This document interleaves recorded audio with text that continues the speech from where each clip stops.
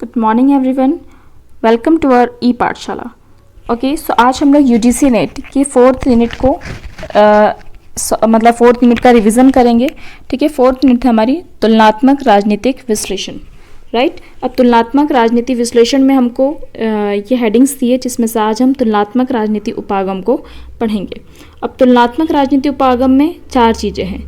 ठीक है, हम लोग समझेंगे तुलनात्मक राजनीति क्या है, संस्थागत उपागम क्या है, राजनीतिक संस्कृति क्या है, राजनीतिक अर्थव्यवस्था क्या है। ठीक है, अब इनसे रिलेटेड हमको जो टर्म्स हैं उनको याद रखना और इन टर्म्स से रिलेटेड जो वैज्ञानिक है और कौन कौन सी पुस्तकें उनको भी याद रखना है। That much is clear to all कि हम लोग क्या पढ़ने वाले हैं। ठीक है, और इसके अलावा हम लोग राजनीतिक संस्कृति, देखिए राजनीतिक संस्कृति के बाद हम लोग पढ़ेंगे नव संस्थावाद और लास्ट में तुलनात्मक विधियां या पद्धतियां। ठीक है, तुलनात्मक विधियां पद्धतियां के बारे में इतना नहीं आता है तो हम लोग डिटेल नहीं करेंगे क्योंकि ये एक रिवीजन क्लास है। ठीक है, रिव्यू क्लास है। तो स्टार्ट करते हैं तुलनात्मक राजनीति। तुलनात्मक राजनीति की बात आती है भैया, तुलनात्मक राजनीति के जनक कौन है? जनक अरस्तु को बोला जाता है। क्यों बोला जाता है? कि उन्होंने 158 संविधानों का अध्ययन किया था, तुलनात्मक अध्ययन किया था। ठीक है, स्वतंत्र विषय के रूप में राजनीति को कब अपनाया गया? 1970 में। ये रट लेना, ये क्वेश्चन आ चुका है। कब अपनाया? 1970 में। जबकि 1956 में ही जो आमंड थे उन्होंने क्या बताया था? तुलनात्मक राजनीति की बात कही थी, लेकिन स्वतंत्र विषय के रूप में इसे कब पढ़ा गया? 1970 में पढ़ा गया। ठीक है, अब नेक्स्ट क्या है? तुलनात्मक राजनीति विभिन्न सरकारों विभिन्न राजनीतिक संस्थाओं के अध्ययन का तुलनात्मक विश्लेषण है। ठीक है, ये कहा किसने? फ्रीमैन ने। किसने कहा भैया? फ्रीमैन ने कहा है। क्या कहा? आपको कुछ कुछ वक्तव्य याद होना चाहिए। तो ये महाशय ने ये वक्तव्य दिया था कि तुलनात्मक राजनीति क्या है? विभिन्न सरकारों विभिन्न राजनीतिक संस्थाओं का तुलनात्मक अध्ययन है। ठीक, अब नेक्स्ट आते हैं हम लोग राजनीति जो होती है, तुलनात्मक राजनीति जो होती है वो होती है ऊर्ध्वाधर। देखिए ऊर्ध्वाधर और एक होता है ऊपर। ठीक है, मतलब ये ऊपर की ओर चलती है, मतलब निचला स्तर, ऊपरा स्तर और ऊपरा स्तर। मतलब ये मान लो हमारा क्या हो गया? जिले का स्तर हो गया, ये राज्य का स्तर हो गया और ये राष्ट्रीय स्तर हो गया। ठीक है, तो एक ही देश की जब हम स्टडी करते हैं ऊर्ध्वाधर रूप में तो वो होती है ऊर्ध्वाधर राजनीति। कैसे याद करोगे? ऊपर ऊपर और ऊपर, इसको ऐसे रट लोगे। ठीक है, और क्षितिज की जब बात करते हैं, किसकी बात करें हम? क्षितिज की, अनुप्रस्थ की बात करते तो हम क्या करते हैं? ये होता है क्षितिज। तो हम एक ही मतलब अलग अलग देशों की एक चीज की बात करते हैं। ठीक है, जैसे हम भारत के संविधान की ब्रिटिश संविधान से, अमेरिकी संविधान से, स्विट्जरलैंड के संविधान से, तो इस प्रकार की जब स्टडी होती है क्षितिज रूप में होती है, अलग अलग देशों की होती तो वो होती है अनुप्रस्थ तुलनात्मक राजनीति। ठीक है, तो तुलनात्मक राजनीति समझ में आई भैया? ऊर्ध्वाधर होती है और एक क्षितिज होती है। ठीक, अब नेक्स्ट हम आ जाते हैं, ये देखिए ये एक डायग्राम है, ये हाथ से बना हुआ है इसलिए ऐसा दिख रहा है।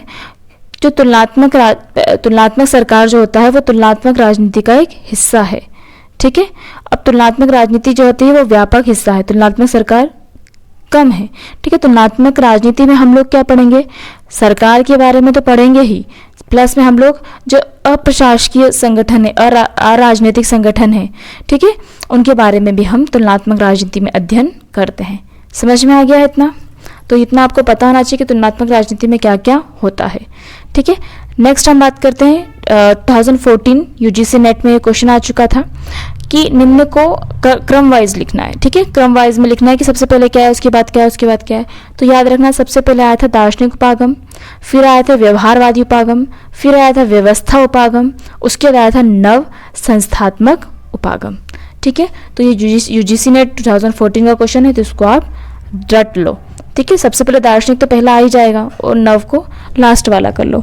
ठीक है, फिर नेक्स्ट हम आते हैं संस्थागत उपागम क्या होता है। ठीक है, तो संस्थागत, देखो एज द नेम सजेस्ट, संस्था, ये संस्थाओं की बात करता है। ठीक है, ये सबसे पुराना है। संस्था कौन कौन सी? व्यवस्थापिका हो गई, कार्यपालिका हो गई, न्यायपालिका हो गई। अब संस्थागत उपागम जो है वो किसकी बात करता है? सिर्फ पाश्चात्य सरकार की बात कर रहा है। इधर जो तृतीय देश जिनको बोल सकते हैं, जो पूर्वी देश होते हैं, उनकी बात नहीं करता है, सिर्फ पाश्चात्य सरकार की बात करता है, पश्चिमी राष्ट्रों की बात करता है। ठीक है, और उन्हीं को और उनका आदर्शवाद की बात करता है। ठीक है, आदर्शवाद इन द सेंस कि भाई वो अच्छा ही होता है, कोई व्यक्ति की बात नहीं हो रही यहाँ पे। ठीक है, कानून की बात करता है, केवल औपचारिक और सीमित है। ठीक है, कौन सा? संस्थागत उपागम। तो ये संस्थागत उपागम की विशेषता हो गई कि केवल संस्था की बात करता है, व्यवस्थापिका, कार्यपालिका, न्यायपालिका की बात करता है, ठीक है, केवल पाश्चात्य सरकार का अध्ययन करता है, आदर्शवाद, कानूनी, सीमित और औपचारिक है, ठीक है। अब इसके पक्षधर कौन कौन है ये अपन को पता होना चाहिए। तो इसके पक्षधर में उन्होंने किसकी बात करी है? फाइनर का कुछ भी आ जाता है तो ध्यान रखना, फाइनर जो है, अगर संस्था वंस्था कुछ भी आता है तो अधिकतर वो सेंटेंस किसके हैं? फाइनर के, ठीक है। ब्राइस भी संस्था की बात करता है, अरस्तु, मुंडो सार्टोरी, हेराल्ड जिंक, ठीक है। तो ये अलग अलग नाम है, कॉमा नहीं लगाया है, इनको रट लो, ठीक है। किससे रिलेटेड है? संस्थागत उपागम से, मतलब संस्था की ही बात करते हैं, ठीक है। पाश्चात्य की, वो भी किसकी ही बात करेंगे? उस समय क्योंकि घूमने तो आए नहीं थे अपने अरस्तु ये लोग, है ना, अरस्तु आया था ना, देखना मैंने वीडियो बनाई है, ठीक है। नेक्स्ट आता है अपना कि अब भैया संस्थागत उपागम ठीक ठाक चल तो रहा था, अब ऐसा क्या हुआ? तो अब क्या हुआ? द्वितीय विश्व युद्ध के बाद क्या हुआ भैया? द्वितीय विश्व युद्ध के बाद सरकार में परिवर्तन क्यों हुआ? और उसका कारण बोला राजनीतिक संस्कृति को। द्वितीय विश्व युद्ध में ऐसा क्या हुआ तो सरकारें चेंज होने लगी, तो वही राजनीतिक संस्कृति की, मतलब राजनीतिक संस्कृति के कारण चेंज हुई। अब राजनीतिक संस्कृति क्या होती है भैया? ये हमारा सेकंड पॉइंट है। राजनीतिक संस्कृति जो है वो आमंड ने बताई थी 1956 में। कब बताई थी? 1956 में। उन्होंने 4 प्रकार की राजनीतिक संस्कृति की बात करी थी। कौन सी 4 थी ये? कौन सी 4 थी? पश्चिमी राजनीतिक संस्कृति, यूरोपीय राजनीतिक संस्कृति, अपश्चिमी राजनीतिक संस्कृति और अधिनायकवादी राजनीतिक संस्कृति। ये क्वेश्चन भी आ सकता है, ठीक है, कि राजनीतिक संस्कृति की अवधारणा सबसे पहले किसने दी? आमंड ने दी, ठीक है। और फिर इन्होंने 4 प्रकार की संस्कृतियां बताई हैं।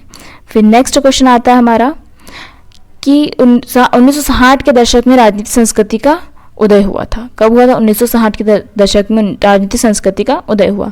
अब इसमें मेन किन लोगों को याद करना है? लुशियन पाई, आमंड, पार्सन्स और मेनहिन। लुशियन पाई, आमंड, पार्सन्स और मेनहिन। आप लोगों ने राजनीतिक संस्कृति का रिवीजन कर रहे हो तो पढ़ा ही हुआ होगा, ठीक है। तो इन लोगों के नाम मेन हैं। अब हम बात करते हैं लुशियन पाई ने इन लोगों की डेफिनेशन क्या क्या दी है। तो लुशियन पाई, अगर अधिकतर राजनीतिक संस्कृति की बात होती है, लुशियन पाई का नाम क्लिक कर देना, ठीक है। तो प्रत्येक विशिष्ट समाज में एक सीमित और एक स्पष्ट राजनीतिक संस्कृति होती है जो राजनीतिक प्रक्रिया को अर्थ, स्वरूप, ढांचा प्रदान करती है। तो किसने कहा था? लुशियन पाई ने, ठीक है। आमंड पावल का क्या कहना था? राजनीतिक संस्कृति प्रति व्यक्ति के व्यवहारों का। तो पावेल जो है किसका बात करता है? व्यवहारों की बात करता है, ठीक है। फाइनर बात करता है शासक, संस्था और प्रक्रिया की। इसके पहले भी मैंने बात बोला था कि संस्था की बात तो करेगा ही, शासक की बात तो करेगा ही। कौन? फाइनर, जो ऊपर भी थे, ठीक है। पार्सन्स की बात करें तो पारा कब चढ़ता है हमारा? जब हमारा उद्देश्य क्लियर होता है, ठीक है। तो राजनीतिक संस्कृति का संबंध किससे है? राजनीतिक उद्देश्य से है, ठीक है। मैक्रिडस मकड़ी जैसा नाम है, तो मकड़ी किसकी बात करती है? समूह की बात करती है, मानव समूह की, ठीक है। तो मैक्रिडस को आप रट सकते हो मानव समूह से, मैंने ऐसी रटा था म से, मानव समूह, ठीक है। कि मैक्रिडस क्या बोलता है? राजनीतिक संस्कृति एक मानव समूह द्वारा स्वीकृत सामान्य लक्ष्य और नियम है, ठीक है। आप पूरी डेफिनेशन लिखने बैठो तो बुक और नोट्स में कोई अंतर नहीं रह जाता है। नेक्स्ट हम बात करते हैं राजनीतिक संस्कृति की प्रकृति कैसी होती है भैया। तो राजनीतिक संस्कृति अमूर्त अवधारणा है, ठीक है, कोई कल्पना ही है ना, अमूर्त अवधारणा है। ये व्यक्ति केंद्रित होती है, गत्यात्मक है, सबकी संस्कृति अलग अलग होती है, ठीक है। जैसे किसी की एकात्मक संस्कृति है, मतलब संस्कृति में स्थिरता। जैसे अगर ब्रिटिश की संस्कृति की बात करें उसमें स्थिरता मिलेगी, अभी भी वो जो है रानी वहाँ पर है, उसमें चेंजेस नहीं आए हैं, ठीक है। पर भारतीय संस्कृति में चेंज हुआ है, ठीक है। तो राजनीतिक संस्कृति जो होती है राजनीतिक स्थिरता उसमें पाई जाती है, लेकिन वो गतिशील होती है, परिस्थिति अनुसार परिवर्तित होती रहती है। तो ये राजनीतिक संस्कृति की प्रकृति है, तो ये भी आपको ध्यान रखना चाहिए। अगर वो आपसे कोई क्वेश्चन आ जाए कि भाई मूर्त अवधारणा है, नहीं, अमूर्त अवधारणा है, वो व्यक्ति केंद्रित भी है, गत्यात्मक भी हो, राजनीतिक स्थिरता है उसमें। राजनीतिक स्थिरता नहीं रहेगी तो राजनीतिक संस्कृति बनेगी कैसे? कोई चीज़ जब तक स्थिर नहीं है तब तक वो संस्कृति का स्वरूप लेगी कैसे, ठीक है। द नेक्स्ट राजनीतिक घटक जो होता है तो मात्रा के अंतर के आधार पर निम्न 3 प्रकार की होती है। मूल्य अभिवृत्तियाँ, इसमें भाई जो व्यक्ति होता है, कौन? जो व्यक्ति होता है उसको अपने शासक मतलब राजनीति में कितना इंटरेस्ट है वो इस चीज़ में बताता है, ठीक है। कि व्यक्ति को राजनीति में कितना इंटरेस्ट है वो उसकी मूल्य अभिवृत्ति होती है कि उसके बारे में क्या सोचता है, ठीक है।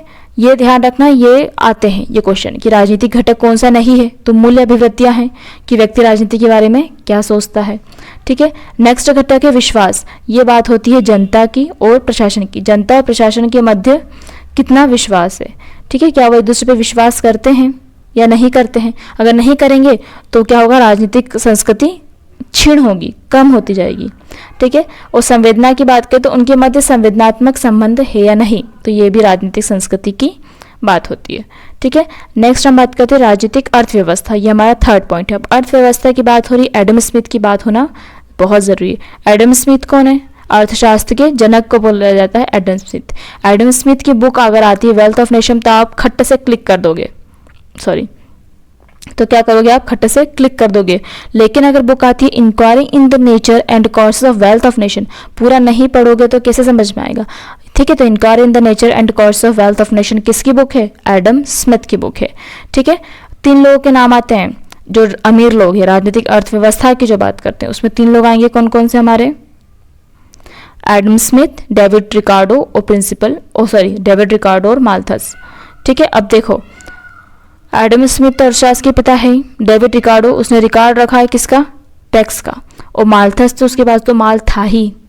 ठीक है, तो एडम स्मिथ की बुक है inquiry in the nature and causes of wealth of nation. David Ricardo की क्या है? The principle of political economy and taxation. तो रिकॉर्ड किसका है? टैक्सेशन का। ठीक है, माल्थस ने फिर कौन सी बुक लिखी? Principle of economy. तो कंफ्यूज मत हो जाना, टैक्सेशन आता है तो रिकॉर्ड के पास है, और माल है तो प्रिंसिपल ऑफ इकोनॉमी आएगा। ठीक है, तो नेक्स्ट हम बात करते हैं नव संस्थावाद की। बिल्कुल जल्दी जल्दी हमको रिवीजन करना है इसलिए खत्म कर रहे हैं। जो नव संस्थावाद है, संस्थावाद किसकी बात करता था? केवल संस्था की। पर नव संस्थावाद है वो व्यक्ति की बात करता था। और यह अवधारणा हमारी कहाँ से आई है? यूएसए से आई है। कहाँ से आई है? यूएसए में सबसे पहले आई है। ये क्वेश्चन भी आ चुका है कि नव संस्थावाद की अवधारणा कहाँ से आई है, तो कहाँ से आई है? यूएसए से आई है। और इसमें हमको 2 लोगों को याद करना है, एक मार्क को, एक ऑल्सन को। तो यूएसए में एक, ठीक है, इसमें से एक व्यक्ति यूएसए का है। तो यूएसए में जो है नव संस्थावाद की अवधारणा आई है, जिसका उन्होंने बुक में जिक्र किया है। कौन सी बुक में किया है? तो 2 बुक हैं इसमें आ जाएगी। एक बुक हमारी, वेट अ मिनट, इसमें से एक बुक आ जाएगी हमारी न्यू इंस्टीट्यूशनिज्म, और सेकेंड बुक आ जाएगी रीडिस्कवरी इंस्टीट्यूशंस। ठीक है, न्यू इंस्टीट्यूशनिज्म और रीडिस्कवरिंग इंस्टीट्यूशंस, ये मार्क और ऑल्सन की बुक है। ठीक है, फिर नेक्स्ट हम बात करते हैं तुलनात्मक पद्धति की। तुलनात्मक पद्धति समझ में आ रहा है कि किस प्रकार से अध्ययन करते हैं? तो 2 प्रकार से अध्ययन करते हैं। ठीक है, एक होता है समष्टि और एक होता है व्यष्टि। समष्टि मतलब सबका अध्ययन कर रहे हैं, ये देश का, ये देश का, ये देश का, आपस में पूरे का अध्ययन कर रहे हैं। और व्यष्टि मतलब किसी एक राज्य की एक चीज का दूसरे देश की दूसरी चीज से। ठीक है, मतलब इसकी न्यायपालिका का इसकी न्यायपालिका से अध्ययन किया जा रहा है। तो ये क्या है? व्यष्टि है, किसी एक विशिष्ट संस्था का अध्ययन किया जाता है, जबकि समष्टि में सभी का अध्ययन शामिल होता है। ठीक है, और पॉइंट्स टू बी रिमेंबर क्या है? अगर राजनीति तुलनात्मक पद्धति में वैज्ञानिक पद्धति वर्ड यूज होता है, वैज्ञानिक पद्धति, तो उसमें लास्टवेल लिख देना। ठीक है, लास्टवेल के अनुसार तुलनात्मक पद्धति वैज्ञानिक पद्धति से भिन्न नहीं हो सकती। राजनीतिक विकास 2 प्रकार से होता है। ठीक है, एक सहभागी राजनीति होता है और एक पराधीन राजनीति। तो राजनीतिक विकास सहभागी राजनीति में बढ़ता है और पराधीन राजनीति में घटता है। तो उसको मैंने प्लस माइनस से शो करा है, दिख रहा है कि नहीं? ठीक है, दिख रहा है, वो आगे लगाया हुआ है। तो सहभागी राजनीति में बढ़ता है और पराधीन राजनीति में घटता है। तो यह हो जाएगा हमारा उसकी पद्धतियाँ। ठीक है, सो इधर इतना हमारा रिवीजन है तुलनात्मक जो राजनीति थी उसका। अब हम लोग नेक्स्ट पढ़ेंगे नेक्स्ट टॉपिक को नेक्स्ट वीडियो में। इफ़ आपको कुछ इसमें इम्प्रूवमेंट चाहिए तो मुझे बता दीजिए, तो कमेंट कर दिया करो, तो समझ में आ जाता है कि भैया वीडियो कैसी बनाना है। ठीक है, तो अभी हमने इसका एक सेशन को कंप्लीट किया और अब हम इसके नेक्स्ट 3 पॉइंट्स जो उनको कंप्लीट करेंगे। थैंक यू फॉर वॉचिंग, मिलते हैं नेक्स्ट वीडियो में।